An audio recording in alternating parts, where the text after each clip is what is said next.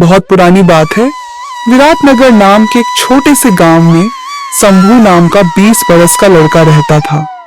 शंभू बचपन से ही अनाथ था। उसकी मां ने तो उसे जन्म देते ही दुनिया छोड़ दी थी। उसके पिता ही उसके सिर पर हाथ रखे हुए थे। मगर जब शंभू 12 साल का हुआ तभी उसके पिता अचानक कहीं खो गए और फिर लौटकर कभी नहीं आए। शंभू अपनी टूटी फूटी झोपड़ी में अकेला बैठा था। तभी राधिका नाम की एक लड़की जिसके हाथ में खाने की थाली थी धीरे धीरे अंदर चली आई। अरे राधिका, फिर से खाना ले आई तुम। बताओ ना, क्यों रोज मेरे लिए इतना कुछ लेकर आती हो?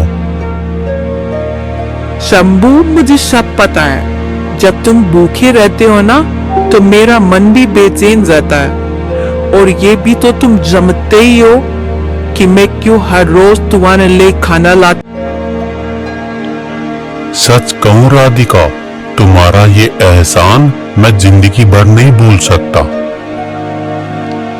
ये कोई एहसान नहीं शंभू, ये तो मेरा अपनापन है, मेरा सच्चा प्यार है तुम्हारे लिए। ये कहकर राधिका ने नजरें झुका ली। कुछ भी बोले बिना धीमे कदमों से झोपड़ी से बाहर निकल गई। कुछ पल बाद शंभू भी सोच में डूबा झोपड़ी के बाहर आया। बाहर कदम रखते ही उसने देखा गांव का मुखिया सिर पर पगड़ी बांधे खड़ा उसे घूर रहा था। अरे शंभू, पेट भर लिया कि नहीं? खाना वाना खा लिया ना तुमने? जी मुखिया जी, आपकी बेटी राधिका अभी कुछ देर पहले ही मेरे लिए खाना दे गई है। बहुत अच्छा किया बेटा। अब तुम बड़े हो गए हो शंभू, खुद का ध्यान रखना सीखो, यही सबसे जरूरी है। मुखिया जी, 12 बरस की उम्र से अब तक आप ही मेरा सहारा बने रहे हैं, लेकिन अब मन में शर्म सी होने लगी है। अब मैं भी कुछ काम में हाथ बटाना चाहता हूँ।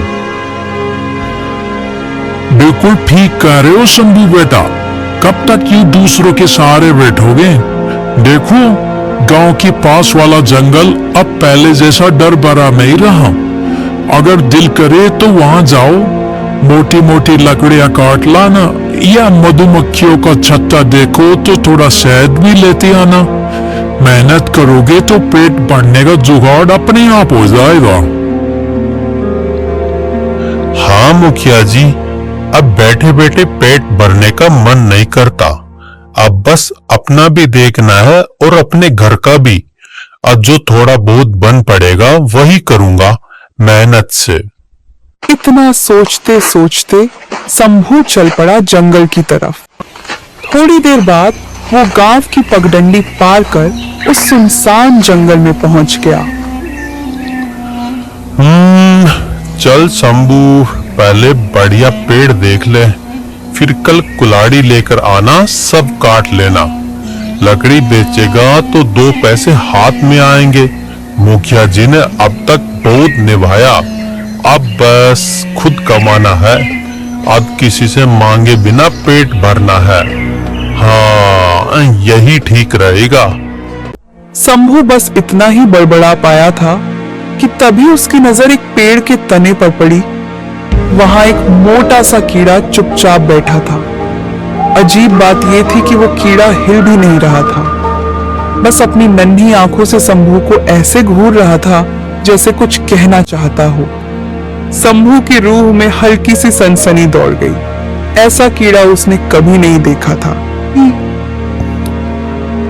अरे बाप रे, ये कीड़ा तो बड़े झक्कास साइज का है। ऐसा कीड़ा तो मैंने पहले कभी देखा ही नहीं। ऊपर से इसे क्या मतलब कि मुझे ऐसे घूरे जा रहा है? बड़ी अजीब बात है भाई। शंभू बस इतना ही बड़बड़ा पाया था कि तभी वो मोटा कीड़ा रेंगता रेंगता नीचे उतरा और धीरे धीरे उसके पैरों के पास आ गया। शंभू के तो जैसे पांव जम गए। अगले ही पल उस कीड़े ने किसी इंसान जैसी धीमी आवाज में कहा, मैं तुम्हें पहचानता हूँ। तुम वीरभद्र के बेटे हो ना? ये सुनते ही शंभू का कलेजा कांप गया। वो कुछ पल तो बस ठगा सा खड़ा रह गया। अबे तू तो बस एक कीड़ा है। इंसान जैसी बकवास कैसे कर रहा है रे? ये कौन सा खेल रच रहा है? बोल।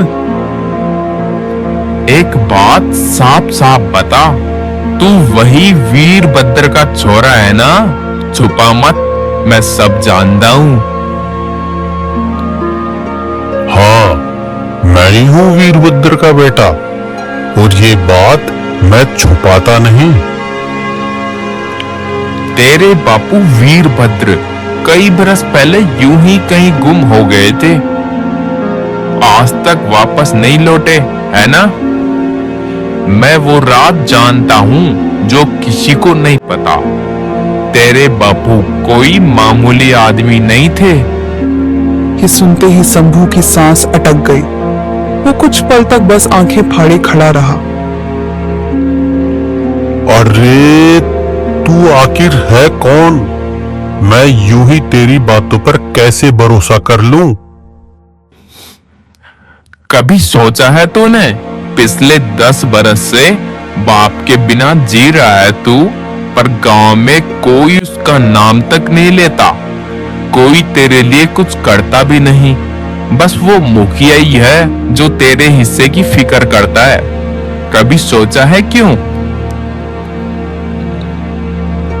तू मेरे बारे में सब कुछ कैसे जानता है? बता, आखिर तू है कौन?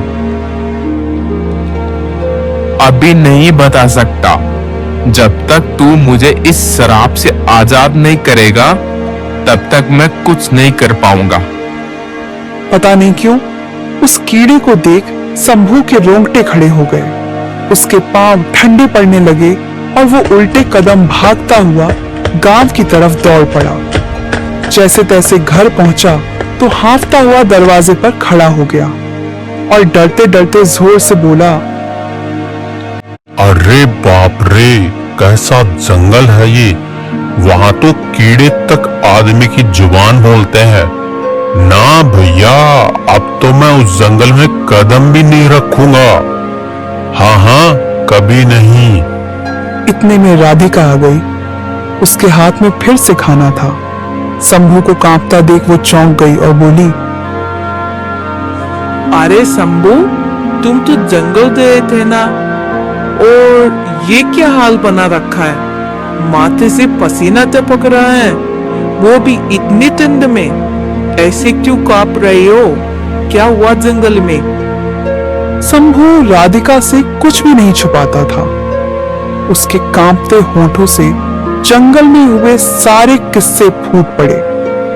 राधिका ने सब सुना तो उसके चेहरे पर भी डर झलक आया। वो धीमे से बोली, शंभू सुन लो, अब तुम उस जंगल की तरफ कभी भी मत जाना। इतना कहकर राधिका चुपचाप बाहर चली गई। शंभू ने जैसे तैसे खाना खाया और बिस्तर पर लेटते ही कब आंख लगी उसे खुद पता नहीं चला। अगली सुबह जब शंभू उठा तो रात वाला डर कहीं गायब हो चुका था। वो बड़बड़ाया, हाँ, लगता है बेकार में ही डर गया मैं उस कीड़े से। इंसान की बोली बोल गया तो क्या, कुछ तो सच भी कह गया। बाबूजी के बारे में वो जाने कैसे जानता था। सच बोलूं तो गांव में कोई बाबूजी का नाम भी नहीं लेता। मुखिया जी से पूछा तो हर बार बात घुमा दी। बस इतना बोले, मां जन्म देते ही चल बसी। बाबूजी जंगल गए, लौटे ही नहीं। कसम से कुछ तो गड़बड़ है। शंभू सोच में ऐसा डूबा कि कब फिर से कदम जंगल की तरफ बढ़ गए उसे खुद पता ही नहीं चला। कुछ देर बाद वो उसी जगह खड़ा था जहां वो अजीब कीड़ा पहली बार दिखा था। तभी वो कीड़ा फिर से रेंगता रेंगता पेड़ से नीचे आ गया। मुझे मालूम था तू लौटकर जरूर आएगा। तेरे खून में भी वही जिद है जो वीरभद्र में थी। तू भी अपने बाप की तरह डर से नहीं भागता। अच्छा, अब साफ साफ बता, तू मेरे बाबूजी के बारे में क्या जानता है? कहाँ है वो? जिंदा है भी या नहीं? मैंने कल भी कहा था, ये राज बताने से पहले तू मुझे इस श्राप से आजाद करेगा। पर घबराना मत, मैं तेरी मदद करना चाहता हूँ। मुझे अपना साथी समझ ले।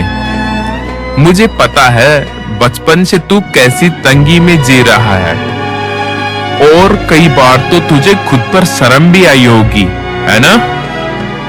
ये सुनकर शंभू का चेहरा उतर गया। उसने धीरे से कहा,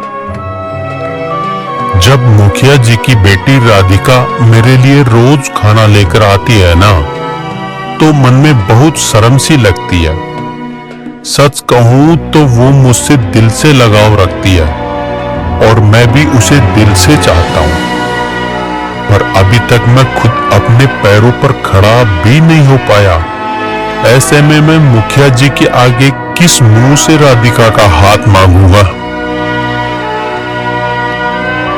मैं इस जंगल के हर छुपे राज को जानता हूं। चल मेरे साथ चल, कुछ दिखाना है तुझे।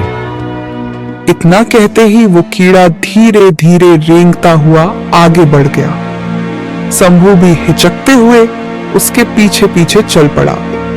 कुछ देर बाद कीड़ा एक अंधेरी गुफा के मुहाने पर जाकर रुक गया। फिर मिट्टी पर सरसराता हुआ बोला,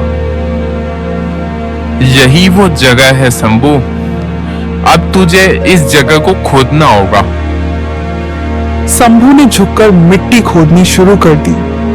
कुछ देर बाद उसकी उंगलियों को मिट्टी के नीचे कुछ सख्त सा महसूस हुआ। उसने मिट्टी हटाई तो एक पुराना बक्सा नजर आया। अब इस बक्से को खोल, देर मत कर शंभू। शंभू ने जैसे ही बक्सा खोला, उसकी आंखें फटी की फटी रह गईं। वो सांस लेना भी भूल गया। ये सब तेरा ही है शंभू। पहले तुझे अमीर बनना होगा, उसके बाद ही मैं तुम्हें बताऊंगा कि मेरा श्राप कैसे टूटेगा। फिर मैं तुझे तेरे बाबूजी से भी मिलवाऊंगा। मुझे पता है वो अभी कहाँ है। ठीक है, तेरी बात मान भी लूं, पर बता तो सही, इस काली गुफा के नीचे ये बक्सा छुपा होने का पता तुझे कैसे चला रे? ओ शंभू, जंगल की मिट्टी में जो दबा वो मेरी नजर से कभी न छुपा। तू पूछता है कैसे पता? जिसे रेंगना आता है ना, वो हर दरार में झांक लेता है। पर एक बात तो बता, मैंने तो अभी तक अपनी जिंदगी में ढंग का काम भी नहीं किया। अब अगर मैं ये बक्सा उठा ले जाऊं और रातों रात मालदार बन जाऊं, तो गांव के लोग मुझसे 100 सवाल नहीं पूछेंगे क्या? अरे यही तो पंगे हैं। अरे शंभू, उसका भी तो जुगाड़ है मेरे पास। सुन, मुखिया जी से कह देना मैं अब व्यापार करने जा रहा हूं। कुछ दिन शहर रहूंगा, फिर वहां जाकर इन हीरो को बेच दे। जब खजाना लेकर वापस आएगा ना, सब यही सोचेंगे कि शंभू ने तो बड़ा धंधा कर दिया। सवाल पूछने वाला कोई रहेगा ही नहीं। हाँ ठीक है, ऐसा ही कर लूंगा। जो तू कह रहा है वही सही रहेगा। अब एक बात तो बता शंभू, कहीं अमीर बन के मुझे भूल तो नहीं जाएगा ना? अरे भूलूंगा कैसे? मुझे तो दौलत से ज्यादा अपने बाबूजी से मिलने की आस है। इतना कहकर शंभू ने वो बक्सा उठाया और चुपचाप गांव लौट आया। अगले दिन सुबह वो सीधा मुखिया जी के घर पहुंचा और धीमे से बोला, मुखिया जी, मैं सोच रहा हूँ इस बार राज्य जाऊं, थोड़ा बहुत व्यापार व्यवस्था सीख लूं। अरे शंभू, तू तो कभी गांव की चौपाल से बाहर नहीं गया, और व्यापार, उसके लिए पैसे चाहिए बेटा, समझ चाहिए। तू संभालेगा कैसे? मुखिया जी, मैंने कभी गांव के बाहर पैर नहीं रखा, पर इस बार रखूंगा। राज्य जाकर जो भी हाथ लगेगा मेहनत करूंगा, मजदूरी करूंगा, छोटा बड़ा जो भी काम मिलेगा। पर एक बात ठान ली है, लौटूंगा तो कुछ बनकर ही लौटूंगा। ये सुनकर मुखिया जी कुछ पल चुप रहे, फिर हल्की मुस्कान के साथ बोले,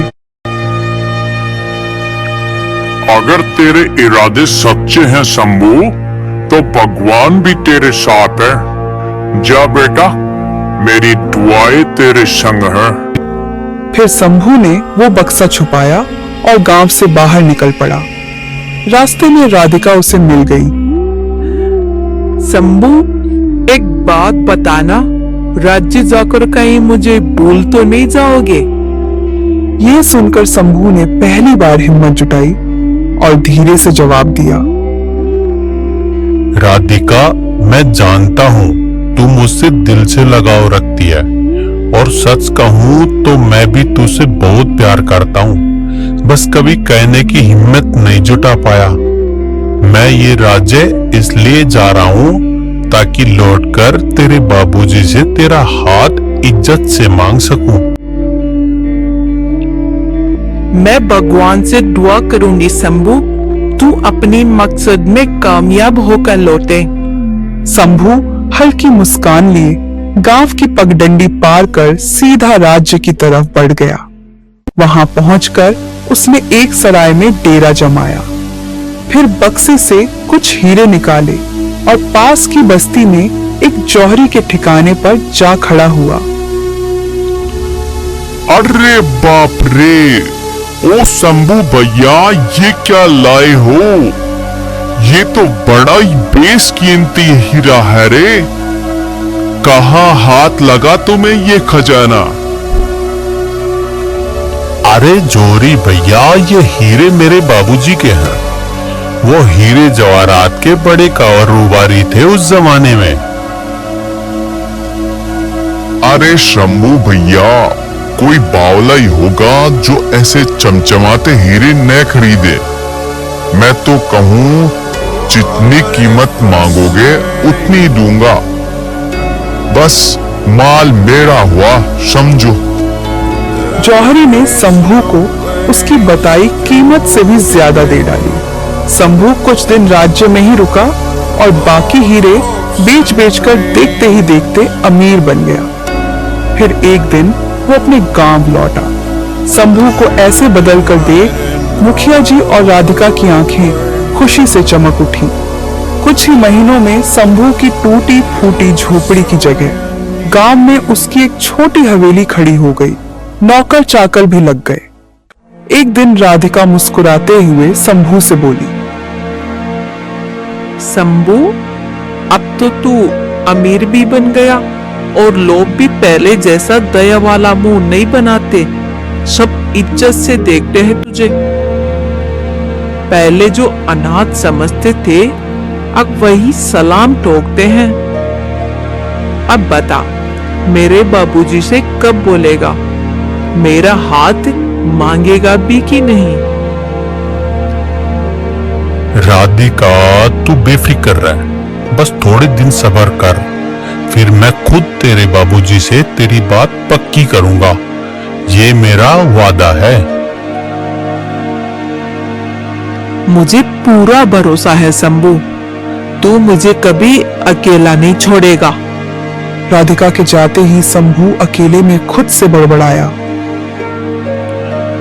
एक बार बस बाबूजी मिल जाए, फिर देख, मैं खुद नहीं बोलूंगा, बाबूजी ही जाके मुखिया जी से राधिका का हाथ मांगेंगे। गांव देखेगा तब शंभू भी कुछ बना है। चल शंभू, अब फिर उसी कीड़े से सौदा करना पड़ेगा। इतना बड़बड़ाते ही शंभू फिर उसी जंगल की पगडंडी पकड़ लिया। थोड़ी देर में वो वहीं खड़ा था, ठीक उसी जगह जहां पहली बार वो अजीब कीड़ा मिला था। पर इस बार पेड़ की छांव में कोई साधु बैठा दिखा, आंख मूंदे।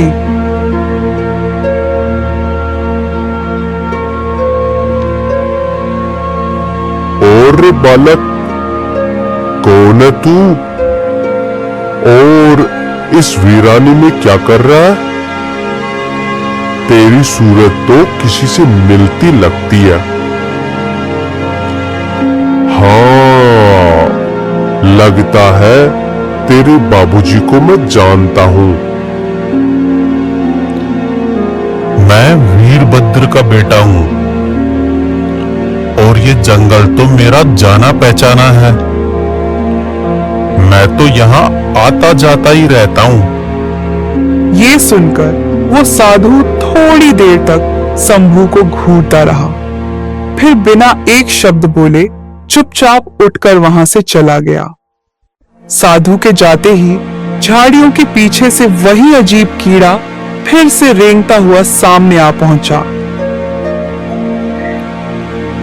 यह साधु तुमसे क्या कह रहा था?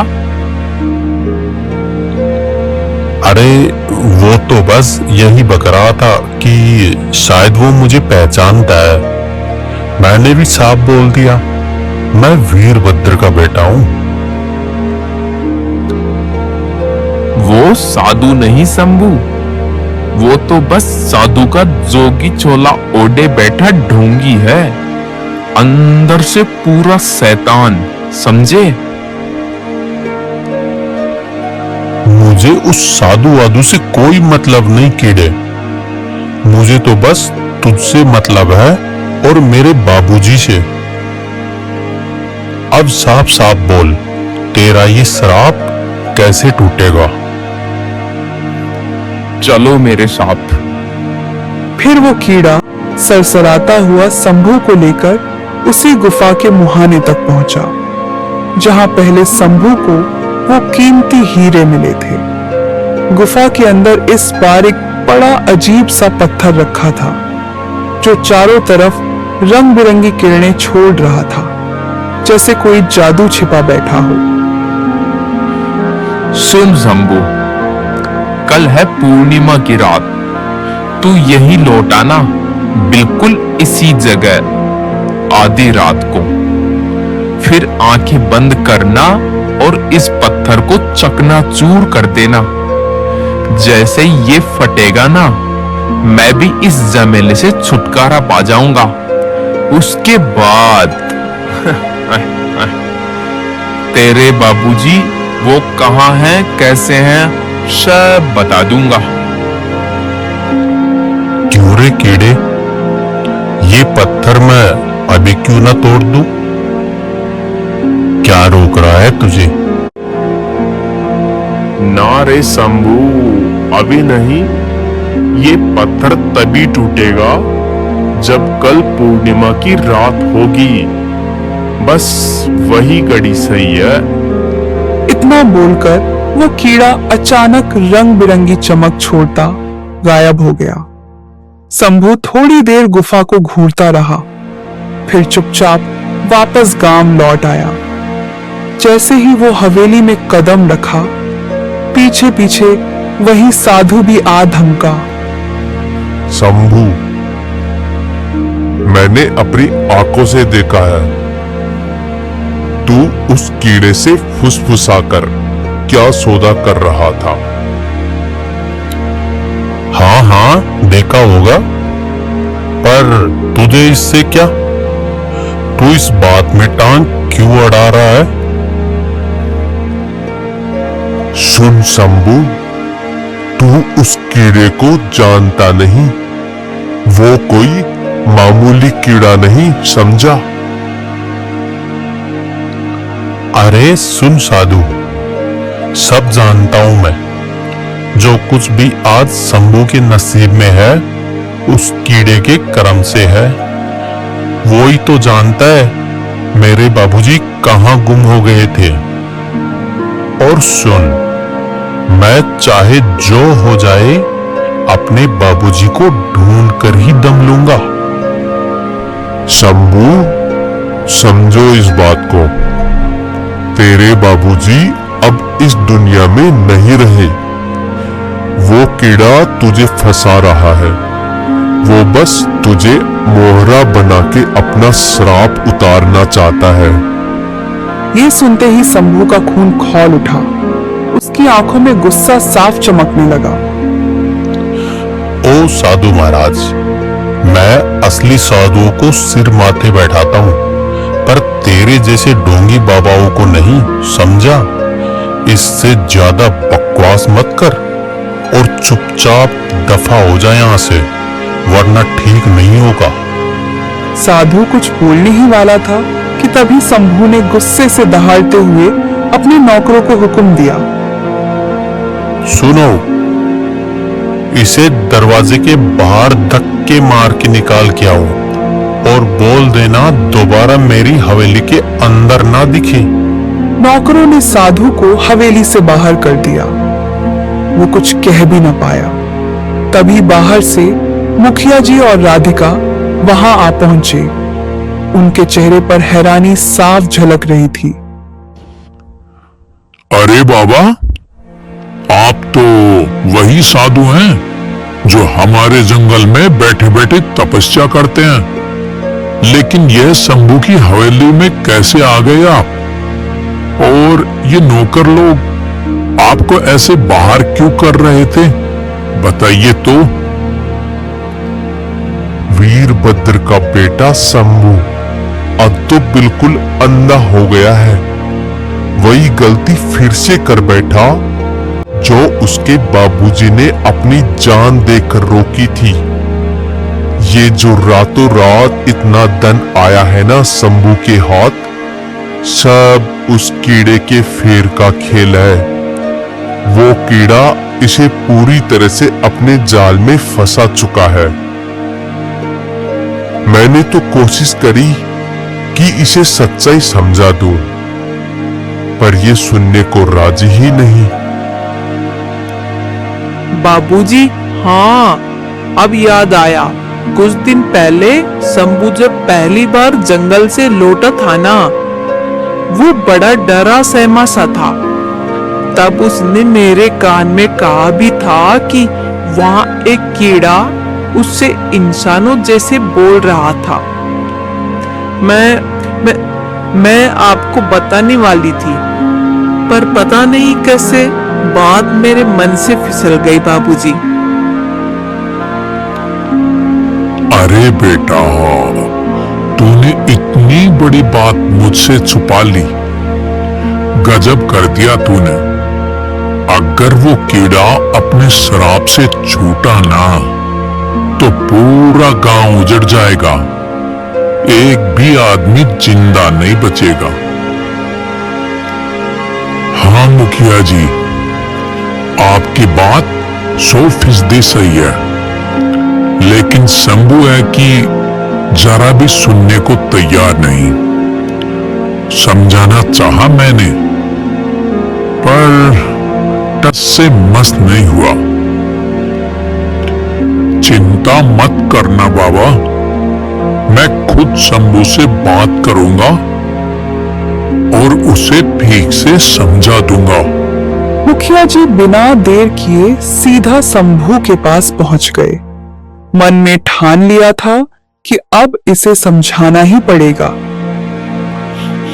रे शंभू, ये कौन सी बात सुन रहा हूं मैं? तू जंगल में जा जाके उस कीड़े से बतियाता है जो आदमी की जुबान में बोलता है। अरे कुछ तो सोचा होता। कोई कीड़ा आदमी की तरह बकबक करे, यह भी कोई मामूली बात है? मुखिया जी, हाँ हाँ, आपको भी खबर लग गई ना, तो सुनिए।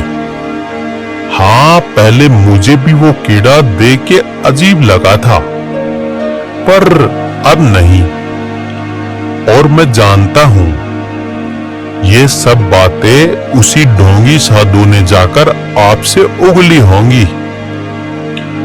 देखिए, पूरे 10 बरस हो गए, मेरे बाबूजी जंगल में खो गए, कोई कुछ नहीं कर पाया, पर वो कीड़ा सब जानता है।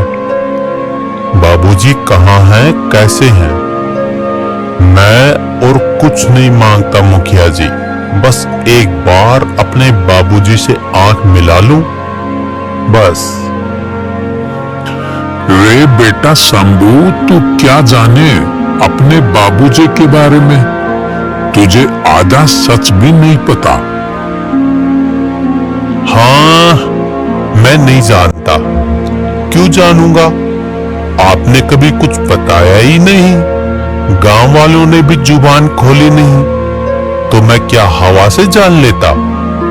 अब किसी की जुबान पर भरोसा क्यों करूं? मुझे तो बस उस कीड़े की बात सही लगती है। कल पूर्णिमा है ना, मैं कल ही उस कीड़े का श्राप तोड़ दूंगा, फिर वो कीड़ा मेरे बाबूजी को मेरे हवाले कर देगा, बस। ये बोलते बोलते शंभू का गुस्सा और भड़क गया। वो पैर पटकता हुआ सीधा हवेली के बाहर निकल गया। शंभू बेटा, ओ शंभू, सुन तो ले मेरी बात, ऐसे गुस्से में मत जा रे शंभू। मुखिया जी की आवाज गूंजती रही, पर शंभू एक बार भी पीछे न मुड़ा। आखिर मुखिया जी भारी मन लेकर हवेली के बाहर तक चले आए। आंखों में चिंता साफ झलक रही थी। नहीं, अब शंभू को रोकना ही पड़ेगा, वरना वो कीड़ा अपना असली बेस दिखा देगा। शंभू अब कहां निकल गया, इसका कुछ पता नहीं। अब तो बस कल रात का ही आसरा है, वहीं देखना होगा क्या होता है। अगली रात साधु मुखिया जी और उनकी बेटी राधिका को चुपके से गुफा के पास ले गया। फिर धीरे से मुखिया जी से बोला, मुखिया जी, मुझे पूरा भरोसा है, शंभू यहाँ जरूर आएगा। कल ही मैंने अपने कानों से शंभू और उस कीड़े की सारी बातें सुन ली थी। साधु के मुंह से ये बात निकली ही थी कि तभी रात के सन्नाटे में शंभू दबे पांव वहां आ पहुंचा। उसी लम्हे झाड़ियों में से सरसराहट हुई और वो लंबा सा कीड़ा जमीन पर रेंगता हुआ बाहर निकल आया। फिर डरावनी आवाज में फुसफुसा के बोला, देख शंभू, यहाँ वो साधु, मुखिया और तेरी राधिका भी मौजूद हैं। ये सब तुझे रोकने आए हैं ताकि तू वो पत्थर न तोड़ पाए। पर सुन, इनकी बातों में मत आना, वरना तू अपने बाबूजी से कभी नहीं मिल पाएगा। नहीं, मैं किसी की नहीं सुनने वाला, इनकी तो बिल्कुल भी नहीं। तो फिर जा शंभू, उस गुफा में घुस और वो पत्थर उठा ला, अभी इसी वक्त। शंभू भागता हुआ सीधा गुफा के अंदर घुसा। वो पत्थर दोनों हाथों में उठा लाया। जैसे ही उसे तोड़ने को हुआ, तभी पीछे से साधु, मुखिया जी और राधिका भी वहां आ धमके। शंभू, रुक जा बेटा, उस पत्थर को हाथ मत लगा, तू बहुत बड़ी भूल कर रहा है। नहीं, कोई मुझे नहीं रोकेगा, मुझे तो अपने बाबूजी से हर हालत में मिलना ही है। शंभू, तुझे पता है आज तक तेरे बाबूजी की बात गांव में कोई क्यों नहीं करता? क्योंकि वो कोई मामूली आदमी नहीं थे, वो लालच में अंधा तांत्रिक बन गए थे। जंगल की हर जादुई ताकत को अपनी मुट्ठी में कैद करना चाहते थे। इसी बीच एक दिन उनके पास एक औरत आई। बड़ी सुंदर शक्ल थी उसकी। उसने कहा, मैं इस जंगल की रक्षक हूं, मुझसे ब्याह कर ले, सारी शक्तियां तेरी हो जाएंगी। तेरे बाबूजी उसकी बातों में फंस गए, ब्याह भी कर लिया, पर बाद में पता चला वो कोई रक्षक नहीं थी। वो थी इस जंगल की सबसे भयानक डायन। डायन जो तेरे बाबूजी की सारी ताकत खुद हड़प कर गांव को तबाह करना चाहती थी। तभी एक दिन तेरे बाबूजी के अंदर बची खुची इंसानियत जागी। उन्होंने अपनी सारी काली विद्या जोड़कर उस डायन को इस कीड़े में बदल डाला। सारी ताकत इस पत्थर में बांध दी, डायन को श्रापित कर दिया और खुद अपनी जान दे बैठे। शंभू, उन्होंने ये सब गांव के लिए किया था, तुझे भी छोड़ दिया, अपनी जान दे दी, लेकिन आज तो उसी बलिदान को मिट्टी में मिलाने चला है। ये पत्थर टूटा तो तेरे बाबूजी का बलिदान मिट जाएगा और ये कीड़ा फिर से वही डायन बनकर गांव को खा जाएगी। ये सब झूठ उगल रहे हैं शंभू, सच्चाई वही है जो मैं कह रहा हूं। अगर मेरे अंदर कोई धोखा होता तो अब तक तेरे लिए इतना क्यों करता, बता। गांव के लोगों ने क्या दिया तुझे, कब साथ खड़े हुए तेरे, हीरे धन दौलत सब मैंने दिया। अब मैं खुद तुझे तेरे बाबूजी से मिलवाने वाला हूं, फिर किस बात का शक। शंभू उस चाल में फंस गया। कुछ पल तक उसे कुछ सूझा ही नहीं। फिर उसने वो पत्थर जोर से जमीन पर दे मारा। यही पल वो रेंगता हुआ कीड़ा रंग बिरंगी किरणों में बिखरा और एक झटके में भयंकर डायन का रूप धर लिया।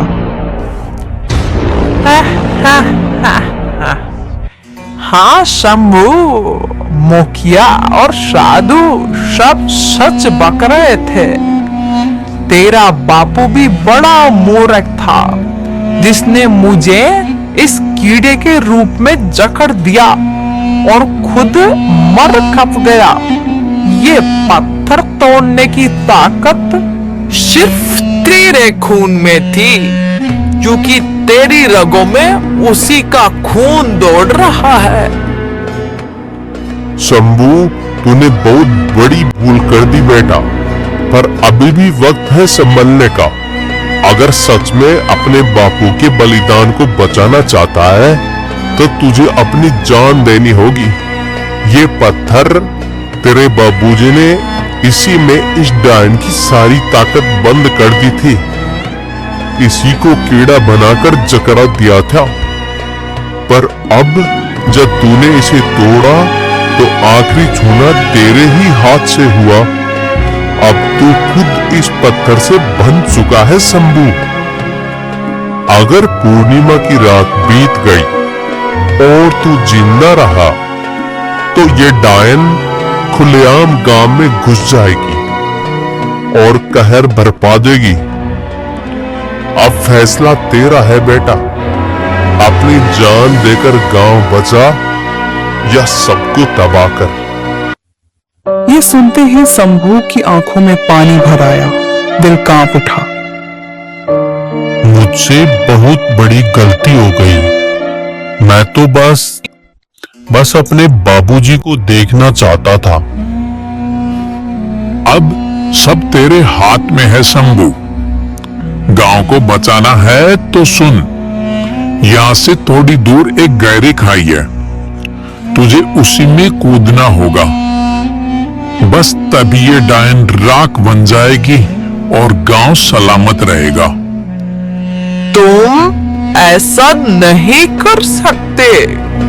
पर शंभू ने दिल में ठान लिया था, गांव को बचाना ही होगा। वो भागता हुआ सीधा उस गहरी खाई के किनारे पहुंचा और बिना पलटे छलांग लगा दी। जैसे ही उसका शरीर खाई में समाया, टायन की चीख गूंज उठी। लपटों में जलती हुई वो राख में बदल गई। राधिका की आंखों से आंसू बह निकले